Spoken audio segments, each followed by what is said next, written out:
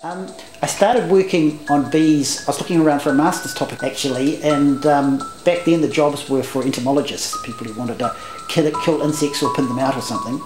But after that I fell in love with them actually. And since then I've been working on them. I think one of the big impacts early on from both New Zealand and overseas was the work to try and increase the efficiency of bees when they're actually doing pollination. And one of the projects we worked on was feeding sugar syrup to colonies. And what we can do is we can change the behaviour of a whole colony to get them to collect pollen instead of collecting nectar. And a bee that collects pollen is a much better pollinator than one that collects nectar.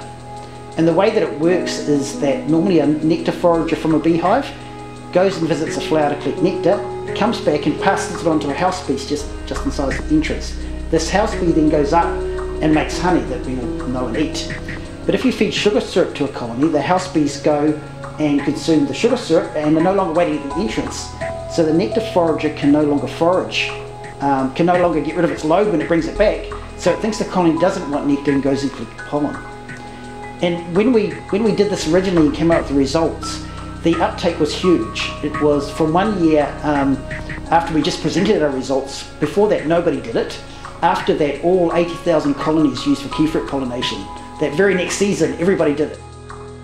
There was even a bottling plant. Instead of bottling milk, bottled sugar syrup so that it could be fed to beehives. Real scary at that point because we hadn't had a chance to repeat the results. It was going to be very embarrassing if we did the second time and found out it didn't work. But luckily it has, and we've done a lot of work on development of the method now to get the best system. So kiwifruit growers in New Zealand and other fruit growers in New Zealand and overseas now have taken it up, and they wouldn't use hives now without feeding sugar syrup. The performance of colonies is so good when you do it, nobody would think of not using it in the future. The risk originally was that the uptake was too good, that the idea was too good and people wanted to be way too fast in doing it. I would have liked to have got 3 or 4 years results first to really drive it home before we got people doing it, but the end user at this time gets to decide how quickly things happen, and this one here it just took off. I guess the big effect is it's improved pollination. So people producing fruit can get a much better pollination, get better production now from the hives that they would have had than they would have done normally without sugar syrup feeding.